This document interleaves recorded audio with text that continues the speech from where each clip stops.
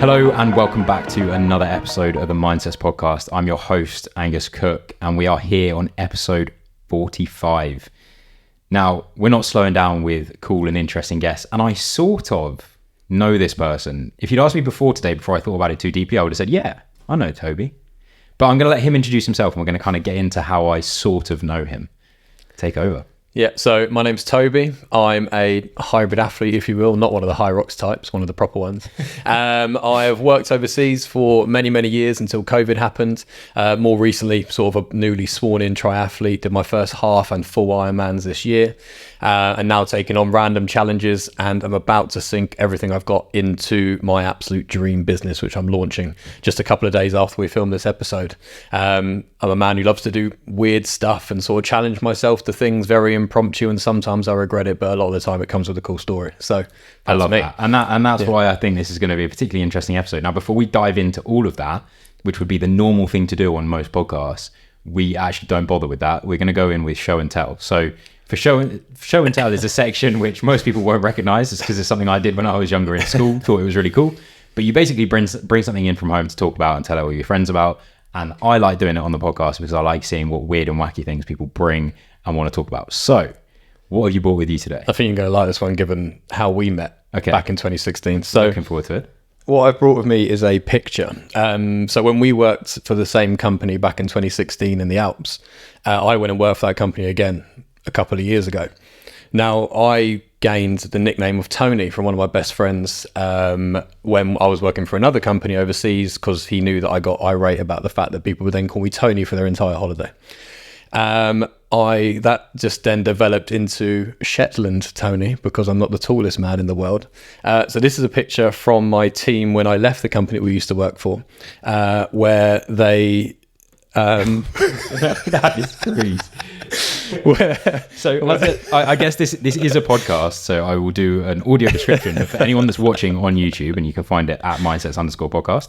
I'm trying to hold up the photo where you can kind of see it, but this corner, so in the bottom left hand corner, we have what kind of looks like a Shetland pony off, I think one of those I can't remember the advert. It's off like a butter advert or something like that. And it's got Toby's face on it. Yeah. And they were at Brighton. I don't know if you were there. Yeah, we were based in Brighton, but I got the nickname of Shetland Tony, which ran for a good few months. So in true form, my going away present was a picture of me as a Shetland pony with the whole team and a case of beer. I mean, it's not the nicest nickname, but at least they've given you like a photo to take away. It's lucky I've got a good sense of humour, because I reckon, I'd be upset if I didn't have a good sense. I know there's a lot of people who couldn't take that joke, but I thought it was quite funny. Interestingly, and this will kind of join into where we met each other, give that back to you. When I finished working for that company myself, the other people that I was working with also gave me something where my face was photoshopped into it. Yeah. I also fortunately have a sense of humour, but it was a calendar of me with someone else through the months of the year. Yeah. And it was deeply embarrassing. And there were some specific dates that were put on there that I don't want to talk about or bring up again. Yeah. But they were quite funny based on things that happened with that group of people. So let me give some more context to this rather than speaking like a weirdo for the rest of the episode. Essentially, when I was, I think, like 16, I decided I'm doing a ski season when I'm old enough to. So I went ahead and finished sixth form. Didn't make it into the university I wanted to, so I had to take a gap year anyway. Perfectly lined up for me to go and do a ski season. Found myself out in the French Alps. And within the first week of being out there, I was essentially a hotel bitch. I cleaned up around other people and looked after people that came out on their school holidays or whatever. And then I met Toby, who was... The way that I first met him was similar to now. Had a pretty cool set of shades on his head. Walked in, clearly knew what he was doing when it came to skiing. He was the head ski tech, if I'm not mistaken. There you were, good memory. And immediately I was like, okay, cool. So I need to be a ski tech by the end of the season. Yes. And it didn't take me long to do the online course that took about, I think, 20 minutes. It's 4 minutes, and I gave the answers to everyone. Yeah. So I was really good at it. And then I became a ski tech. And that's pretty much how I met Toby. And then we ran into each other obviously a few more times throughout the season. Mm-hmm. And all I really remember is the times that you drop in, and then I'd see all your stuff on social media of you doing some insane like freestyle tricks. Yeah. And yeah, you had this also like man of mystery, but you were sick of skiing. A lot of people in a lot of the resorts wanted to be you. And here we are now. I've managed to get you back onto the podcast. There's so much stuff that's happened. We've gone full circle. So that is my side of knowing Toby. There's a lot that happened before that, I imagine. And there's a lot that happened after that. So we're going to try and fill those gaps in and bring everyone else along with us along the way. For sure. So you didn't start in the Alps. You started in the UK. I can tell by your accent. Yeah. So where did sport all start for you? So I think like most people, it was football and rugby, you know, back in the day.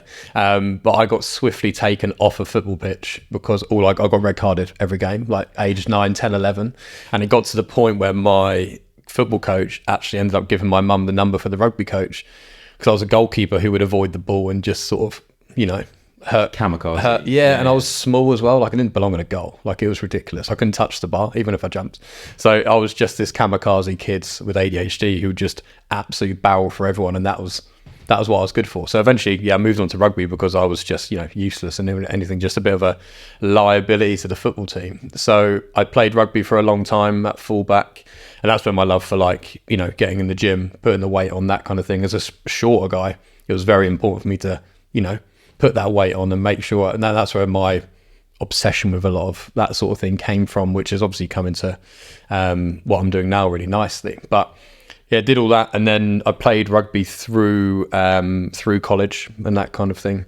And when a lot of the boys were just obsessed with the bodybuilding phase and that kind of thing, I never sort of visualized myself ever doing that. So I very much stayed to performance-based fitness and stuff, even 16 to 18. And in that time, massively messed up college when I was there, mainly because of the amount of sport and everything else I was doing at the time. Very. Oh yeah, God yeah.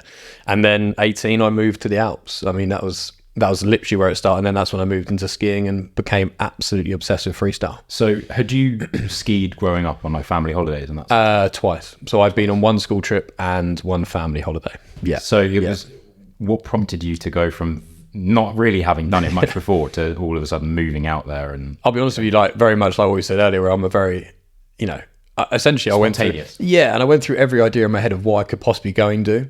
And my stepmom came to me, and her friend worked in recruitment at the company we used to work for, and she went, look, if you don't know what you're going to do, why don't you just go away and see what's going on? And little did she know, she actually set me up to what has been the most amazing way to spend my 20s I could have ever imagined. And I went away I was an all right skier. Like I was okay, but I wasn't great. But the obsession for not even just skiing, but just that environment really, really started there. And it's my passion and my love now. Like it's the best thing in the world. One of the things that I've always found personally is that I'm always willing to do pretty much any job. Yeah. Like as long as there's a good, healthy balance between like it treating me well enough and like kind of enjoying it as well. Like I don't really care what it is. Like I said, I was working in a hotel. I was literally like cleaning toilets. Yeah.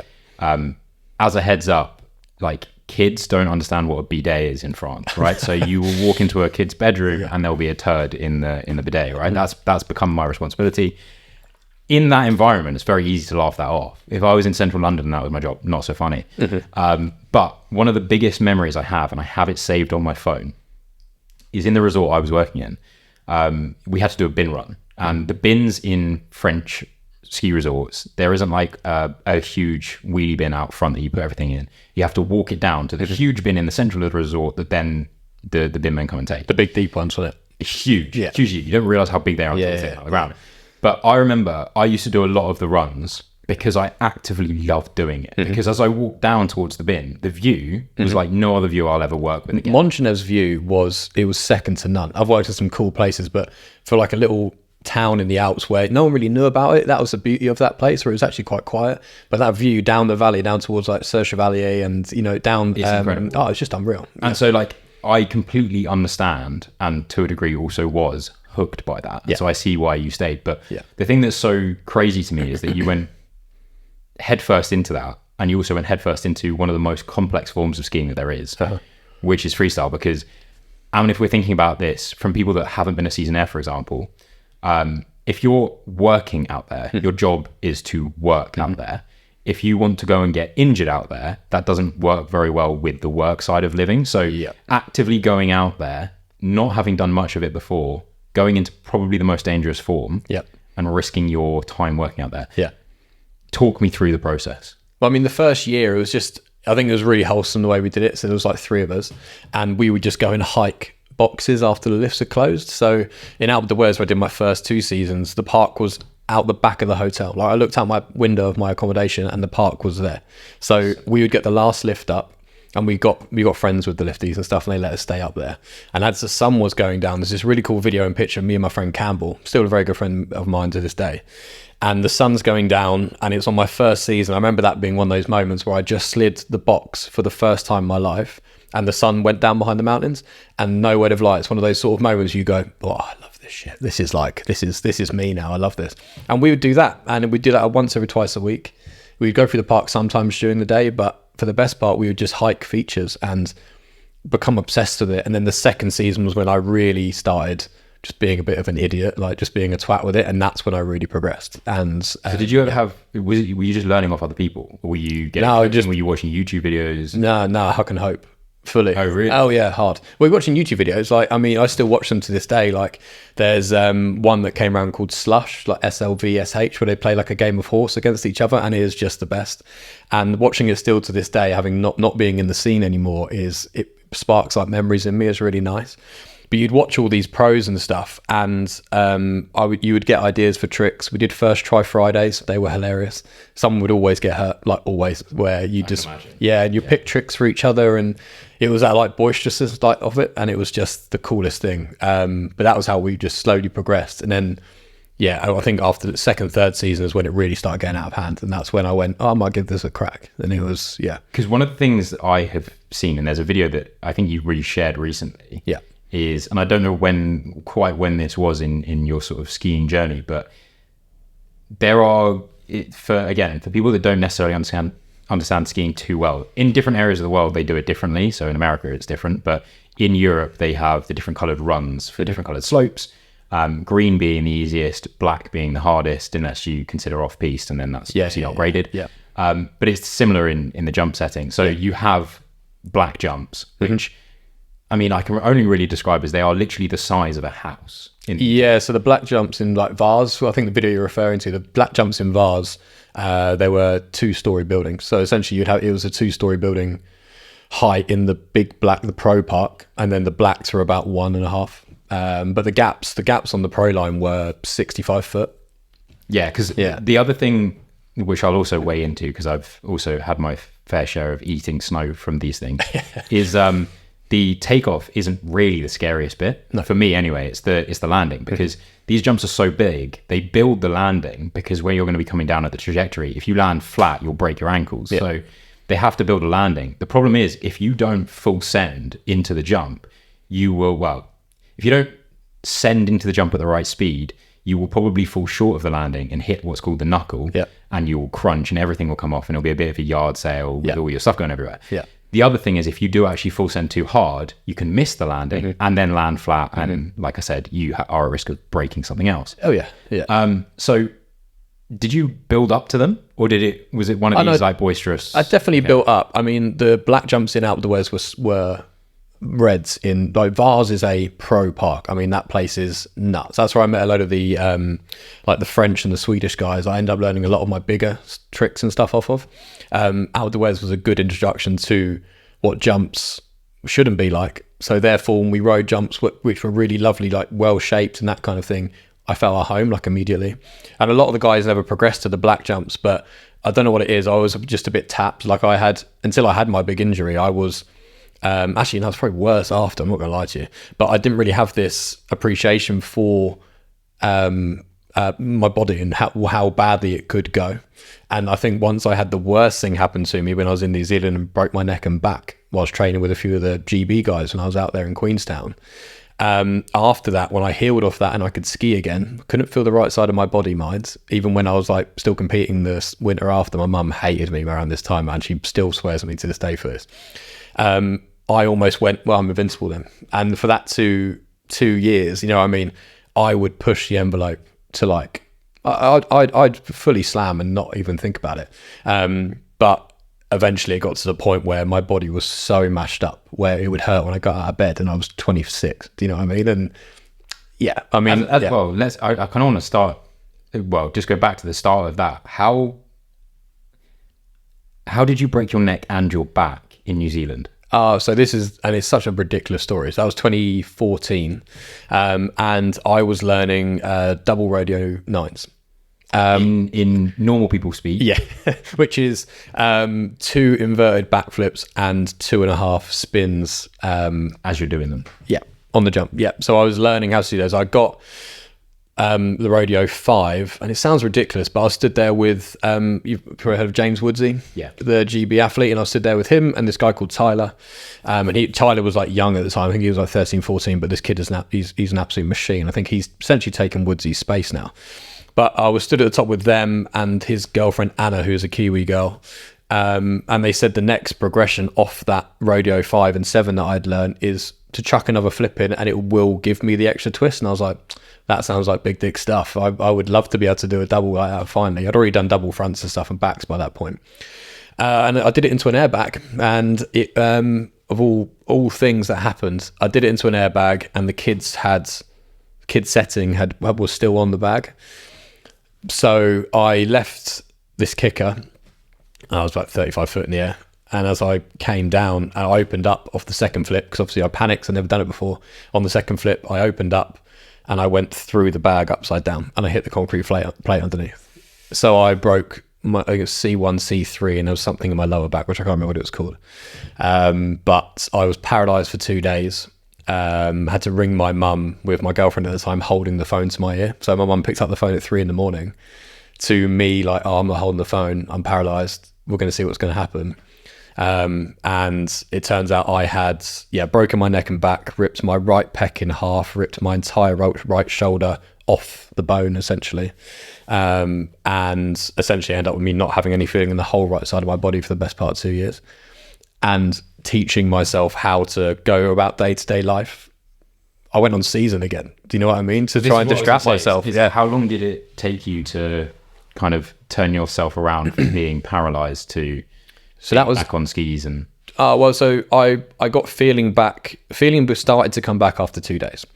That 2 days, I cannot explain how scary that is. It is, I wouldn't wish it on my worst enemy. It's the scariest thing in the world.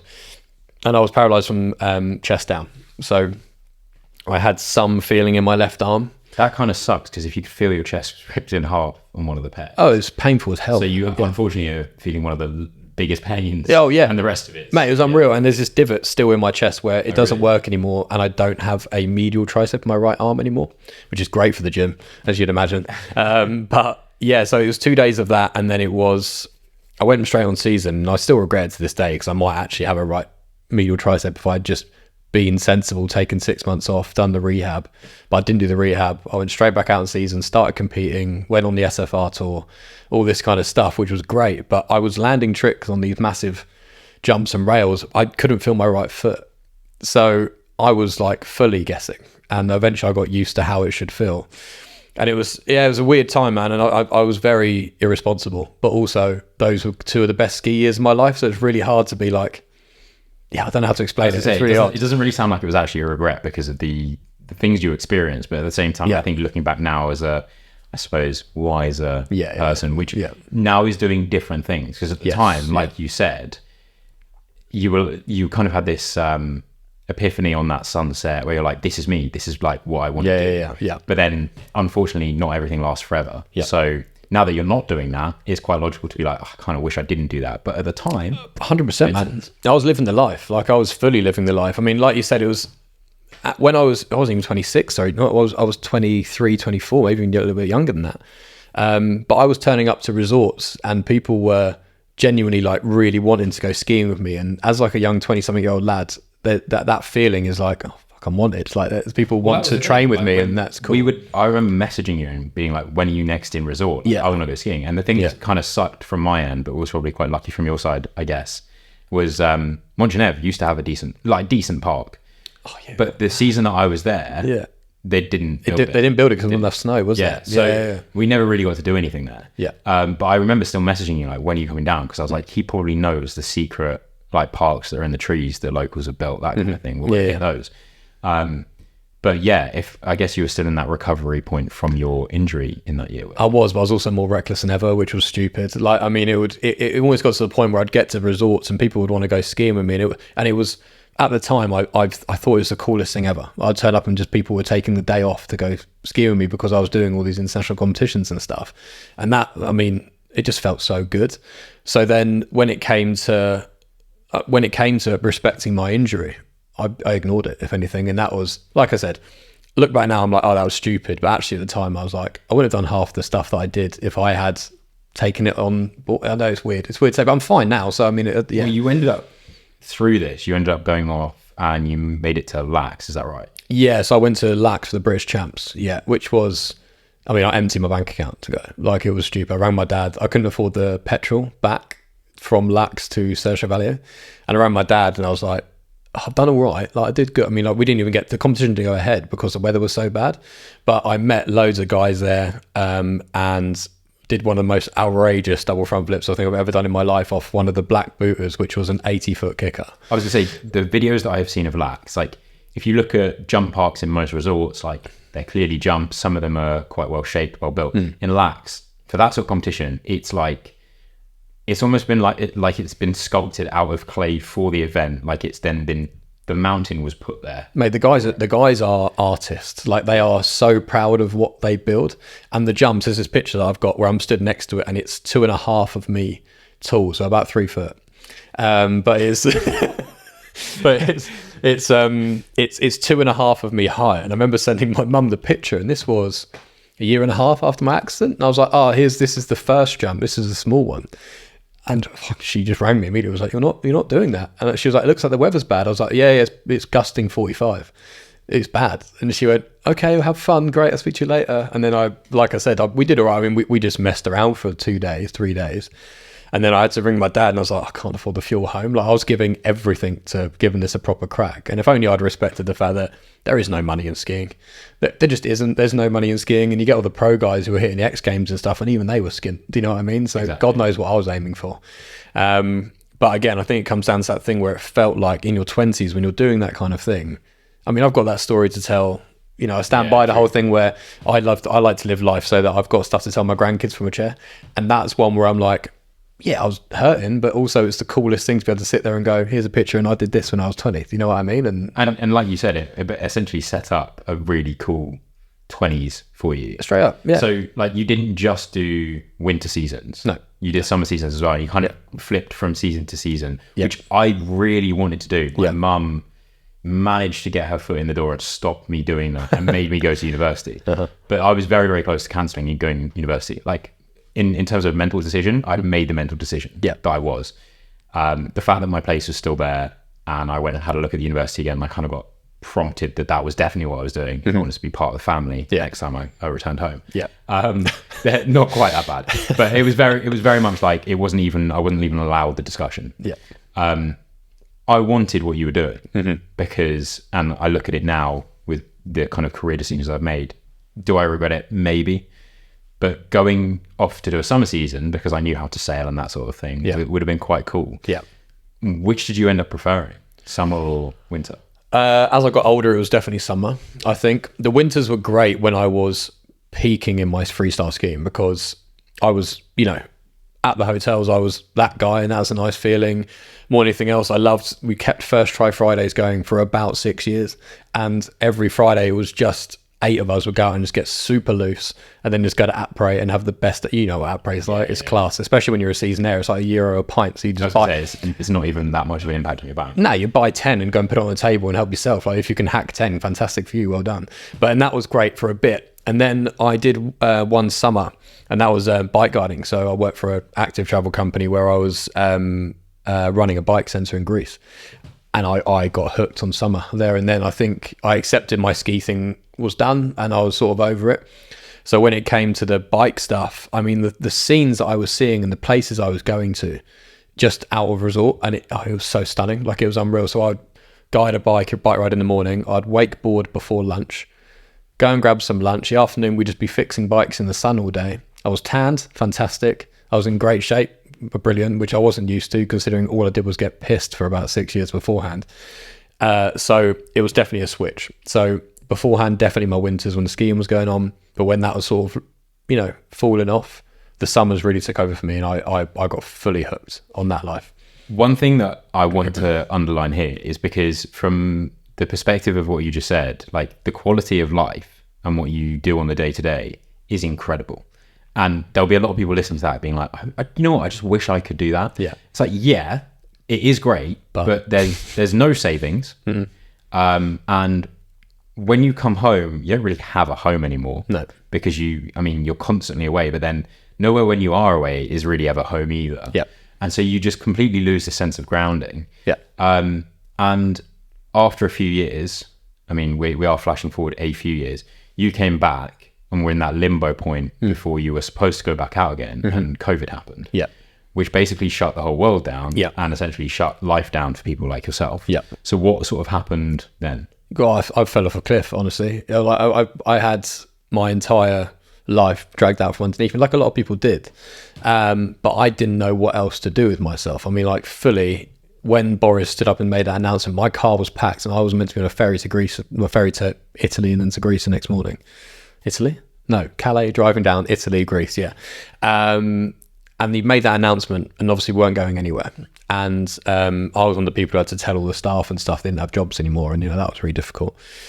But my thing was, and you're very right about the whole savings and money and that kind of thing. Like I constantly, for that period anyway, not so much now, but for that period I really felt like I was behind, because all of a sudden I had nothing.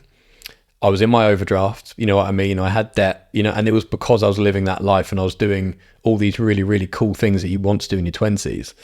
But all of a sudden, all I had was negative numbers in my bank account and nowhere to go and nothing to run with and no income. And I was in a really, really horrible spot. Like it was unreal. It was really, and I wasn't particularly great at that point anyway. I was on the back of sort of a really, really depressing part of my life. Let myself get into quite a depressive state.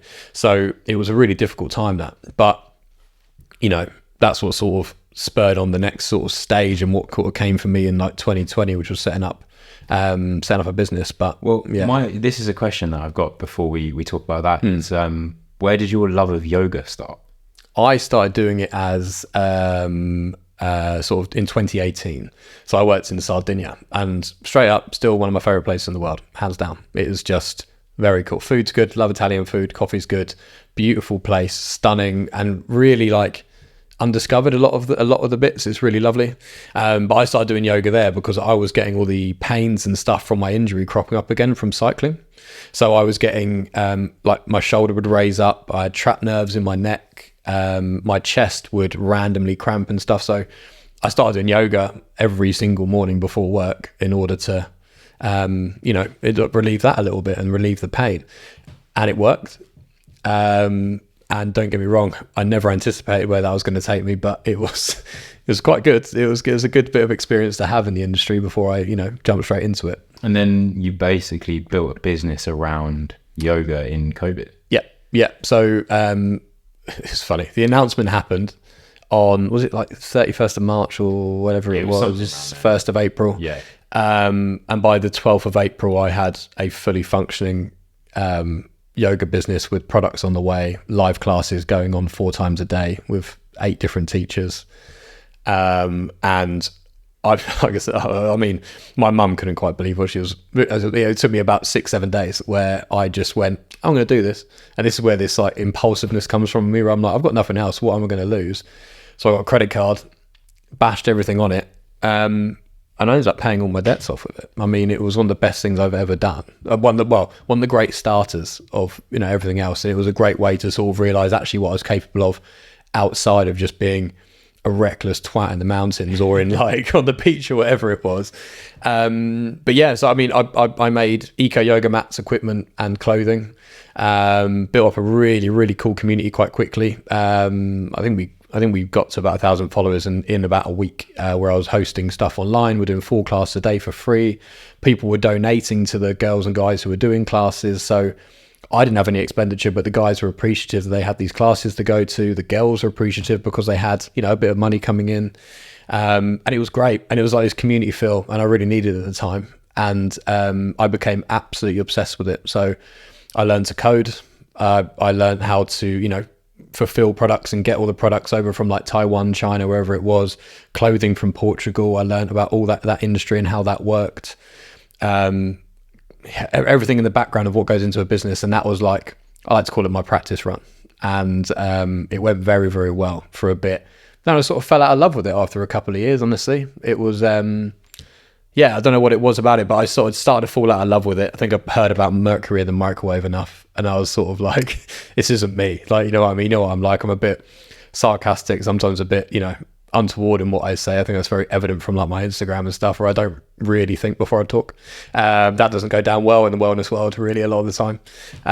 But it was one of the best things I've ever done. I learned so much, and I came out green in the end. I didn't lose money. I actually set myself up quite nicely to sort of go into the next part of my life, which was really cool.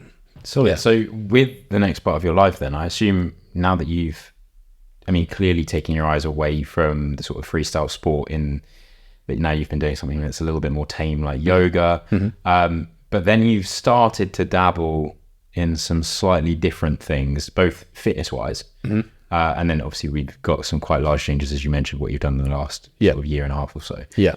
So where do you go from, I guess we don't necessarily need to stick into the professional life, but where do you go from having this business, which you are obsessed about, kind of going off it a little bit, selling it, coming out on top? What's next? My obsession for the whole fitness thing, sport, it never stopped. But in that period, actually, I was running every now and then, wasn't doing it obsessively. Obviously couldn't get in the gym. So my thing then was essentially trying to stay mentally healthy. I didn't care how I looked. I didn't really care what I was lifting. It was more a matter of, this is my obsession, and I want to keep myself in a position where I am still obsessed with it and don't, veer off again like I had done a couple of years previous. And then when everything opened again, I started running a country pub.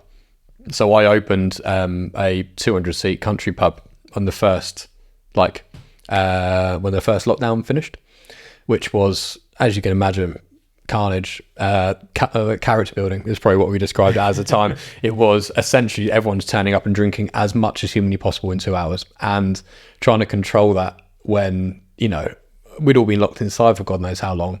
Mate, it was unbelievable. I genuinely can't even imagine. It was unreal. But yeah, around that time, that's when I started running again, properly running again. Like I love my ultra running. Running for me is one of the only sports where I can put my headphones in and I can just forget anyone exists. I run past my friends on the seafront and don't even realise that they're there. Do you know what I mean? It's like that kind of thing. I started obsessing over that again, and did the Beachy Head Marathon.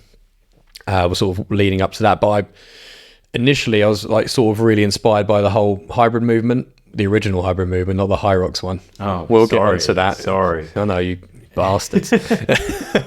But essentially the whole putting on and holding on to size and strength, and like sort of the powerlifting sort of side of things, but also being able to be quite useful in the whole endurance space.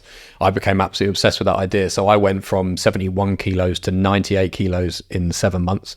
Jesus Christ. I was naturally. Yeah. Yeah. Yeah. I bought Sainsbury's out of all its beef for 7 months, but I was spending so much money on food. Like I was doing 6,000 calories a day for about, mixing between different levels, but for the best part, about 5,500, 6,000 calories a day for 7 months. Yeah. I've got a big, really high metabolism as well, so I was just having to eat.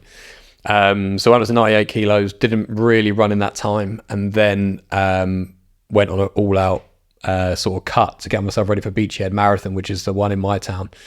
Sort of 1,200 meters of climbing, super exposed. I'm doing it again this year. And I went from 98 to 82 kilos. And essentially I'd put on 11 kilos of lean muscle in that time. And the difference in how I looked was like mad. And I managed to sort of hold on to and improve on where I was then in quite a big way, which is lovely.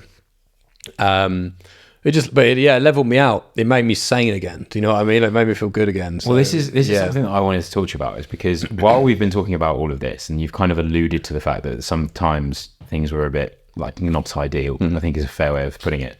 But as much as there's been a bit of a physical journey between different sports, the mental journey hasn't been so up and it's been up and down, but it's not been quite so up and down in like a positive sense of discovering new things. Yeah, you discovered some pretty bad things. Yeah. We don't have to go too far into it. I'm happy. But what's the sort of progression like?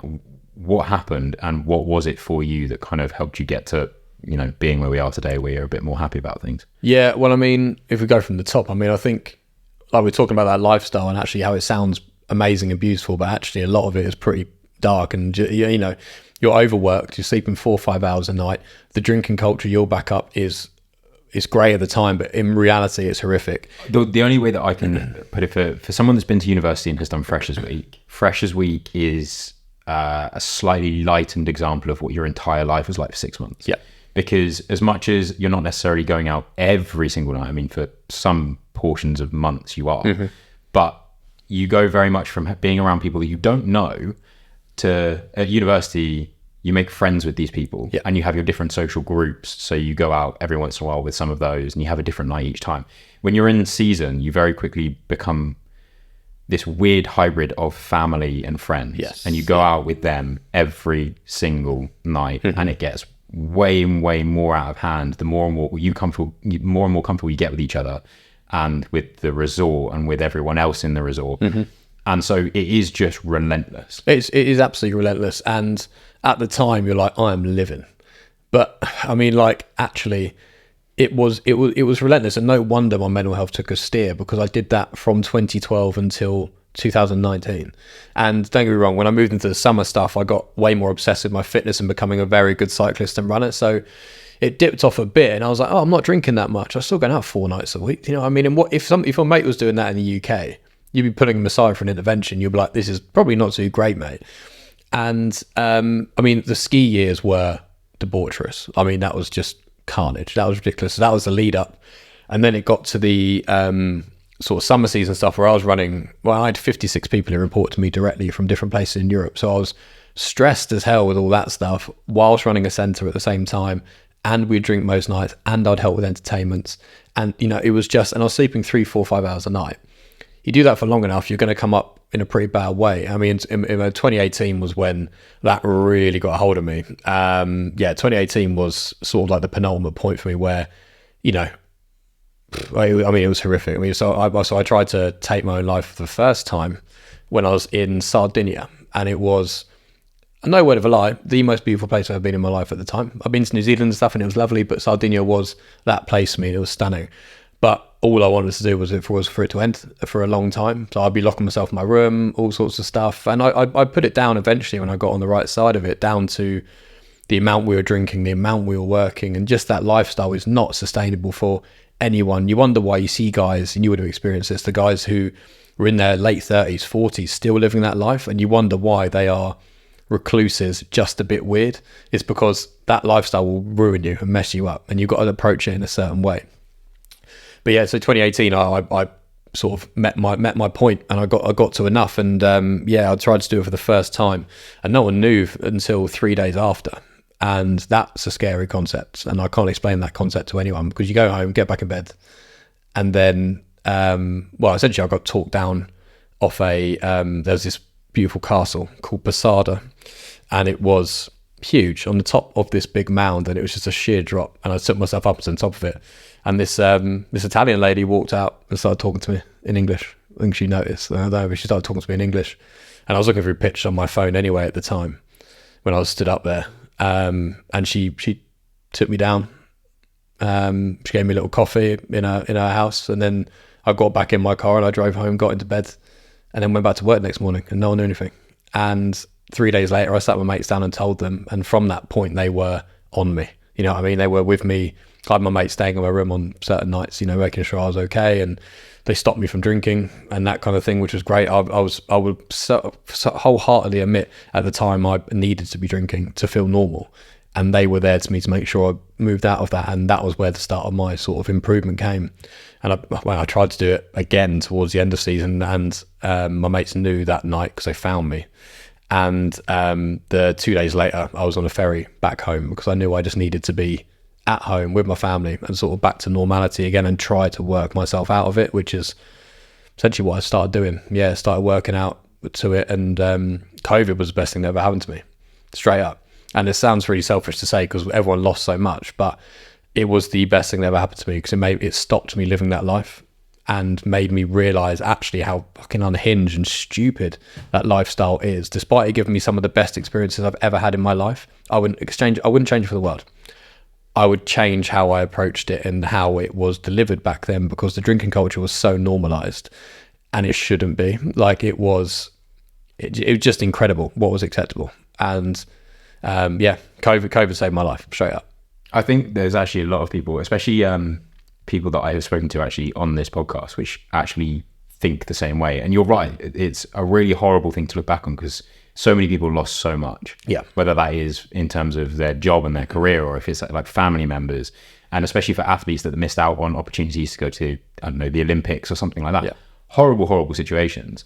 But on the flip side of it, a lot of people actually needed it to readjust the way that they were taking their career, the way they were taking their training. But then for people like you on the mental side of things, yes, for a lot of people that had very, very good routine, it messed up their routine. But then there's other people who aren't so strict in the way that they think and the way that they live their life. And it was actually the opportunity to ground themselves, because everything had been taken away from them. And all of a sudden, you're forced to confront your problem. Yeah. And that's what you do. And I think one of the beautiful things about that for you is that you were forced into this situation and very, very quickly got a taste of what you were capable of by applying yourself in the right direction with the business you set up. So pretty deep. And like I said, we would touch on it and come out of it, because I think one of the other things that's massive is, from when you were younger, you always had this interest in sport. Yeah. And I do personally feel that some of the people who can do endurance events to the level that they do them, is you have to be able to go to a place and be relatively comfortable knowing that you've been worse places before. 100%. Yes. So for those that don't know, and there have been some videos, and I imagine I will probably end up using some of these videos in the trailer, but Toby is a strong dude, right? You aren't just the quote unquote hybrid because you're a shit runner and a shit lifter. You are a good lifter and you have become a good runner. Yeah. And so there's not many people that can actually say the numbers that you can lift and the times that you can run. But why did you decide to stick to both rather than kind of just choosing one and keeping at it? So I find bodybuilding boring, and I think it's way too vain. The idea of getting on a stage for me is like dystopian hell. Like, I can't imagine that lifestyle. I love endurance. I love cycling. I love running. Hate swimming. Swimming can fuck off. But I've learned to love it slowly but surely. But I wanted to do both. I think mainly I wanted to prove a point. Like, I came over the line at Beachy Head Marathon, which is one of the UK's hardest open edge marathons. Sure, yeah. It is unreal. And I came over the line just over 4 hours. It was 50 mile-an-hour winds all day, and I came over in 72nd place out of 1,100 people. And the other guys ahead of me, and I saw a lot of guys afterwards eating and stuff, everyone was a runner's shape. But I was coming over that line, and I definitely had something to me. My stepdad said it was funny watching me come down, and people were like, what the hell? Because I was carrying quite a bit of weight at the time. And I wanted to prove I could. And I think I wanted to prove that I wanted sub 4, but also I'm going sub 4 this year. 100%. We'll go through that in a bit, but I'm going sub 4 this year. But I wanted to prove that I could hold these ridiculous lifting numbers for someone that's my weight and do the endurance stuff. And you don't have to pick a park. I'm not going to be professional in any of it, but I can be really fucking good at all of it if I want to be. Do you know what I mean? And it is my life, and it is my lifestyle. And I build my life around it as opposed to making time for it. And I think that's the nicest change that I made, I think, in quite a big way. And like I said, inspired by a lot of guys, and a few of these guys that I was inspired by, I'm now in contact with, which is also a weird full circle moment. So it's very cool, man. I love it. I absolutely love it. I think definitely. And again, we will touch on it. I'll close it off at the end of the podcast. So you didn't get much to say on it, and you can't shoot your shot at me too many times, but having started to dabble in more endurance-based stuff, I used to think that the gym would give me. Well, I used to think the gym gave me clarity because I used to push myself relatively hard in the gym. But it is totally different from when your body part in a gym is trying to fail on you, in comparison to when your whole body is trying to fail on you and pushing through it. And there have been some incredible conversations which I can't even think about now because they were so intense and so deep at the time of needing to quit and not.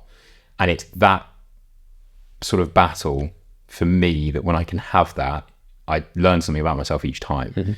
And you get a little bit more confidence of who you are, where that comes from. And I haven't done half the amount of endurance events you've done, or the length of, because you've done, like half Ironmans, which Yeah. for me, I'm still not entirely sure if I want to do. The sick part of me is like, yeah, do it. But the part of me that realizes how much training you have to do for it is like, absolutely, you don't have enough time. Yeah. Actually, do you know what? I was about to ask a question, but someone else is going to ask the question on my behalf. Okay. So we're going to go into the listener question phase. Cool. Okay. So for those that are unaware, the listener question phase, before I do a podcast with any of the guests that come on, I like to share that I'm doing listener questions, which gives you guys a chance to directly ask a question to the guest. So you just have to pop a little question on the Instagram story. And if it's good enough and it's not weird, then I will ask questions. You wouldn't be surprised the number of weird questions. No, I can't. For some of the can't guests. imagine. Yeah. So guys, keep it, within reason and interesting, and it'll probably get asked. So I'll start with that question. So this question comes from James. James wants to know the toughest physical and mental challenge in competition that you've had. Oh, and what competition was it? In competition, I've got to say it was Challenge Roth, 100%. So my first full Ironman distance race, and that was when I went to a Zone 3, which was amazing. So a bit of background. So I planned on doing my first full distance around now to December. I did it in July, and essentially doing it 5-6 months ahead of time. I didn't think I was going to be ready, and I wanted sub 12. If I went over 12 hours, I think I would have slapped myself up, because as much as even completing it, no matter what time you do it in, is unbelievably impressive. My little demon in the back of my head is just like, you got not good enough, and I'm like, well, okay, we're going to aim for that. But it was the run, because essentially on the bike, I pulled my whole front mech off the bike, had to cable tie it on, bolt it back on, and then had to change gears with my hand for most of the bike ride. So I went into the run knowing that I had to really, really haul some ass. I had to haul ass in order if I was going to get what I wanted. So essentially, I said, the second I came through transition, I went, I'm going sub 4. I'm going sub 4 on the marathon. I don't care what happens. I'm just going to grit, get it, no walking. I went to some dark places on that run. I didn't stop running. I was eating ibuprofen like there were sweets. And essentially, I got to the half marathon point was good. I saw my brother and my best mate occasionally on the way round, but I hit 30k and my knees, mate, it's like daggers. It's like every time I took a step, someone was putting a knife in the top of my knee, and I was in agony, and I still had another 12k to go. And I was looking at my watch, and essentially, long story short, I came in the marathon at 3:55. If I had walked at any point and had to speed back up again, I wouldn't have come sub 4. So I knew that I had to literally grit into every sort of ounce of being I had in order to get over that line and play it so carefully and make sure I just kept moving. But 30k in, I was like, I could kick it right now. I could stop. And I saw my brother, and I was like, I'm in the trenches, man. I'm in the trenches. He was like, go on. You got this. Like, slap me on the back and stuff. And I went to that place to make sure I hit that sub 4. And I think that's probably the darkest place I've gone to in a competition, for sure. Yeah. Just out of interest, purely from where you have been before, is it ever revisiting previous places you've been to, or is it an entirely new place? It's an entirely new place, but it's definitely driven by that. I know how mentally resilient I am nowadays. I can put myself through some horrific shit and I'll be absolutely fine. Like I said, I've got Beachy Head Marathon next weekend, and I'm doing it as a triathlon. I'm going to be in the water at 4:45 in the dark, and no one else is doing it with me. And I know I'll be fine, because once I lock in, I get going, I can take myself to that place. And that's why I had to do it Roth, where I just had to you horse blinky yourself, almost let your eyes go a little bit foggy, and you just follow the flags. And that was how it worked for me. Yeah. It's always interesting. Obviously, I will never ever encourage someone to be in that initial place. But I do find it fascinating, the levels that you can find within yourself from different experiences. And by all means, some of the best endurance athletes I've met haven't obviously gone to that extent, but they have very specific memories that they draw on. And it kind of comes down to that what is your why situation. Yep. But people can go to very, very different depths. So I always find it interesting to see where people draw on within their life. So now what was going to be the first question comes from Matt. And he asked, what comps did you do when you were skiing? We've kind of covered a few of them. Yeah. And I think he knows that we probably were going to. So there's a bonus question or 2 questions there, which was, the best trick you've ever done and the best trick you could pull off right now. Okay. Best trick I've ever done and landed was, it's got to be the double front. Like I got the nickname One Trick Pony because I could front flip anything. Like it was side hits off piste. It was, I remember distinctly doing one where there was a little, where you come off the chairlift and all the snow gets pushed to the bottom and there was this little dip and I rolled off a chairlift and just did a front flip at the top, and that was in Serge Chevalier, and I think one of the guys was like, well, we might as well just fucking give up then. But double front flip on the Laax jumps, because it wasn't fast, it was laid out and I was in the air for about 4.5 seconds. Cool. And that, when you land and I was like almost instantly erect, it was like unreal. And then also I think the big one was the season after my big injury. I landed a rodeo 5, which is, one flip and 1.5 spins at a nighttime big air show in front of all my mates, and it was the first time I'd gone upside down since I broke my neck. And I chucked it twice, failed. On the third one I got pulled up by the skidoo, again something that would just make you feel like a god, and it is the best thing, coolest thing in the world, getting dragged into the dark for the running. Landed this rodeo 5 in front of the group that I was looking after for the week, all my mates. I took my skis off, racked them up, and I went and had a shot of tequila like immediately. I was like, brilliant. Rang my mum, told her I'd done it. She shouted at me, hung the phone up. So yeah, those two are like big standouts for me. But what would you do right now? Right now, if you had to pull one trick off, you're on the slope right now, what would it be? Probably still do the rodeo 5. You reckon you could stomp it right now? I could do rodeo 5. Yeah, 100%. That's sick. Yeah, that's quite cool. Yeah, I could still do one now. Could. Yeah. So hold on. Just to get the last question up. I didn't finish writing the last question down. So I'm trying to remember. I know this is from an Instagram username. It was H_Perry. And I can't say who that is. I'm gonna go with Perry. But the question starts with, what is the biggest? And 7 inches. Stops. 7 inches. Fantastic. Well, there we go. No, the question was actually, it was going to be, what's the biggest challenge you've got coming up?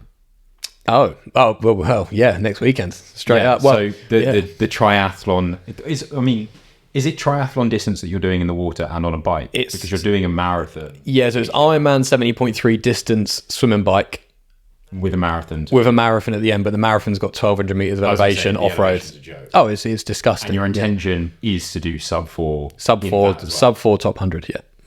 Damn. Yeah, okay. I'm having it as well. Like I'm pretty confident. It's the swim and the bike. I'm not rushing at all. I want to get it done. I'm going to take my time with transition, just not give myself like hypothermia. Huge one.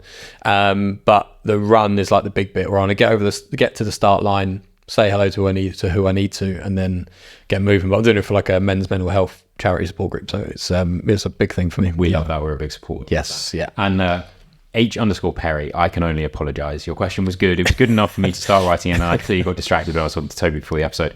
Now, into the next section, we do 3 pieces of advice for a younger version of yourself. Mm-hmm. So imagine I'm no longer with you on the podcast. You're now talking to either 3 versions of a younger you or 1 version of you that needs 3 pieces of advice. Yeah. What would you tell younger version of Toby? I think I'm going to take 3 different ages. I think it was a nice way to do it. I think 18-year-old Toby, where he was hesitant about going away. And almost joined the police. Would have been silly of me, but it would be, just go for it. It's going to be the best time of your life. And I almost didn't go. Again, very happy I did, but I spent a good couple of months sort of playing with the idea and whatever else. And I wish I would have just gone a bit earlier. You know what I mean? Just got started a bit earlier. And then I think the next one is going to be after my neck and back break, which would be, do the fucking therapy because you will be 30 and you'll make dad noises all the time because your body's so fucked. Do the therapy. Don't ignore the doctors. It doesn't matter how cool you are, but I think it's a big one. I definitely gave up part of my body to just be the cool kid for 3 years. Do you know what I mean? Which, hindsight, was worth it, wasn't really worth it. And then the other one is, it's got to be Toby 2018 Toby. Absolutely has to be. Where it would be fully just like, this isn't permanent, it won't be forever. And that was incredibly hard for anyone to say to me at the time, which I did hear from people. But if I could go back and just be a fly on the wall in that room and pass anything to that kid, where he spent months and months just in the worst place you can possibly imagine, not feeling wanted, but was very wantable with his friends and stuff, it would be, get outside some more, put the bottle down and go and have a lovely time, because it'll make you so much better, make you so much healthier. Yeah. Awesome. Yeah. Really good advice. Interesting question, actually. Not that there is a good or a bad view on alcohol. Yeah. I mean, it's a very normal thing. Do you drink now? Yeah. Yeah. So you've just got a much healthier relationship with it. I've got a really good relationship with alcohol. Really, really good. And it's a weird sentence to say, is really good relationship with alcohol, because it makes you sound like a fucking boozer, do you know what I mean? But, I know what you mean. And don't get me wrong, I love nothing more than pub garden, sun, like my best mates and my brother and stuff, and we're just shooting the shit, having a hilarious time. I love that. Having a few too many beers, and it's good fun, because I truly relax and forget about work, and it's just lovely. But I've got to the point now, I mean, back in the day, we drank every single day. But now I know that I can go and have one or two of my mum when I'm having lunch, and I'll go back and I'm quite happy to do some work, and I'm not going to have another one afterwards. Whereas back in the day when I was really mentally bad, it would be weird for me not to open one more when I got home. And that was a bad relationship with alcohol.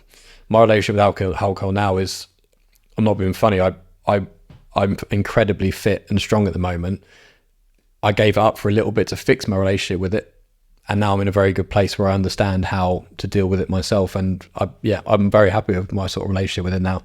Well, from my side, season and uni to a degree ruined my not my relationship with alcohol, because I don't really have one anymore. Yeah. I haven't come out and said that I don't drink, because I do, but it's so rare. Yeah. And the reason being is because some of the best memories, and those that actually stayed as memories, that I have from when I was with friends on the season, or with those same people in a different setting, because after season we all met up in Cornwall, had a great time, and then I went to university and had loads of good times with friends at university. When I came out of university and everything kind of became a bit more serious about life, and the thing that kind of took forefront was training again, it didn't really have its place anymore. Yeah. And any time that I did drink didn't match up to those same memories. So it kind of became this expense chasing something that I wasn't getting anymore. For sure. Which was what happens. But then it gets to Christmas, or it gets to like seeing family, and that's where it's still there. So there might be some people that know me personally and thought that I didn't drink. It's not that I don't drink. It's just that I don't necessarily see the point unless, it's going to be extremely casual and it's not going to cost me a fortune because I live in London. Well, mate, I mean, if you drink anywhere, my God. I mean, I went to a new pub in my hometown the other day, and I ordered, it was like a craft beer, and I should have known, because there was like just some weird cartoon on the front, and I was like, shit, this is going to cost me a fortune. £8.60. And the woman didn't warn me. She just, just slide the card machine out and you just tap the top. Oh, that's... My Monzo popped up, and I literally went back to the bar, and I was like, you need to tell me. Having been a bartender, you know what you're doing, and you don't want to tell people because you feel bad. 100%. Yeah. But then you run the wraith of them coming back and just slapping you up. $8.60, I was livid. But yeah, I mean, alcohol for me, like I said, I, like a lot of people do now, I took time off to fix my relationship with it and get myself to what I can only describe as where I am now, which is the best mental headspace I've been in my adult life as I can remember. And I still drink at the moment. I've got a place for it. I train twice a day. I mean, I think I've just sorted myself out with it, and I think it's a nice place to be. Awesome. Yeah. Now, it's good to hear that you are saying that, but unfortunately, the next thing that I've got to ask you is the previous guest question, and the previous guest question is going to look at the negative side of something that's going on. Of course, yeah. So the previous guest was Tom Murray, who actually, he didn't directly make the trip from Malaysia to come back just for the podcast, but he happened to be coming through, and I managed to grab it. Nice. His background is almost as varied as yours, not quite in the sort of sports sense, but very much doing a lot of different things and kind of only recently figuring out what he wanted to do. His question, based on going all in on new things, is what's one thing you should be doing right now that you're not doing? Drinking. Not drinking. One thing I'm doing right now that I'm not doing. Thing is, like adult Toby says, settling down, getting myself sorted, getting myself together. But I'm also in the process of going all in on something, and selling my car, getting rid of my flat, doing everything so I can make something work. So I I think it's going to be training more, because I have taken it's really bad to admit, but I've taken this bit of approach to, I'm doing a lot of ultra endurance stuff at the moment, but I trained well for Roth, but not as well as I should do. So now it's put in my head, I'm like, I don't actually need to do the 20 hours a week. So I'll do like 8, and I'm about to take on one of the hardest triathlons I've done in my life, and I've not trained enough. And I'll be straight with you, I'm just doing a lot more of the wrong thing. So I think it's going to have to be training more for purpose, because I just don't do it at the moment, and I'm quite embarrassed to admit that, if I'm honest with you. Fair enough, but I do think as well, at the same time, as we've spoken about, when you're in endurance events, you draw on places you've been before, and if you've done Roth and you're going to get into a position where your knees are stabbing with pain, you've been there before, and that's something that you can't train. Oh yeah, fully. So at least there is that, you'll be able to use that, but at the end of the day, either way, you've got to do the work, and the work's going to be done. So I guess, you can train some more, but you've got yourself in a decent position. Oh, I've got myself. That's a good question. It's quite a hard question, that. Yeah, especially, and this is something I wanted to throw into this point, because you mentioned that you're going all in. And for those in this podcast that don't understand, when Toby says he's going all in on something, he goes all in. So you're not going to say what it is. I mean, this podcast won't actually be out until after the announcement, but you're about to go all in on a new business idea that is very well aligned with what you have done in your life today. Absolutely. Yeah. Which is very exciting. Yes. But in order to make it work, when most people say they're going all in, that may mean they give up a few evenings a week around work. Yeah. It may even mean that they quit their job. Yeah. For you, it's quite a little bit more than that. It's quite literally, So I'm getting rid of my flat, selling my car, selling pretty much everything I have, and I'm moving to Asia so I can live on the cheap while I get the business moving. And I'm investing everything I have into this to make sure it works. And like you said, it's something that I am grossly confident in its success, because it's so well aligned with me. I couldn't be starting something that is more aligned with my background and what I do, and I am genuinely so passionate about it. And like I said earlier, we launched on Saturday, and I've already got the clients and stuff in place pre-launch that give me the confidence that next year it isn't going to be an absolute shitstorm. Like, it's going to be good. And I'm incredibly proud of what I've built and what I've created. It's taken me a long time to get it together, and I'm literally uphauling my entire life. I'm moving away. My sister's just had a baby, and all I want to do is be around my nieces and nephews all the time. And it'd be lovely to get a girlfriend, get a place, and that kind of thing, which is something that's been incredibly inconsistent in my life. But yeah, I'm moving away from my family for a big old amount of time so I can live somewhere cheaper. Don't get me wrong, lovely, right? It's going to be great, but I'm also 30, so probably on the back end of going to that kind of thing. Selling everything, getting rid of my flat, starting again, and hopefully in 6-7 months time, or looking down the line, looks to be, I'll have a life that is unrecognizable in terms of what I'm doing day to day and that kind of thing, which is unbelievably exciting to me and worth every inch of what I'm going to miss over the next 6-7 months. So yeah, incredibly scary, but that also underlines how exciting. Oh, it's terrifying, man. Yeah, I'm panicking. Like, I mean, I'm doing it on Saturday, and when you've put so much time, work, money and effort into something, where I've been building this whilst I had a full-time job training for Ironman. I mean, there was this period where I just didn't fucking sleep. Do you know what I mean? And it was, it's been tough. It's been tough to get done. I mean, we're licensed in 36 countries, and getting that done alone is a job in itself. And it's so tough, but it's worth every penny. And I'm so excited about where this is going to take me. And also the big thing for me is like the opportunities that I'll be able to give to old friends, colleagues, and people that I care about who, again, are genuinely interested in this industry and stuff that I'm going into, but they've never found a way back in, or a healthy way back in. And that makes me excited, because I'm already having those conversations with people that I want back in my life in a professional sense, but we've never been able to. So yeah, when I say all in, I mean like I'm selling my bed. Do you know what I mean? Like it's proper.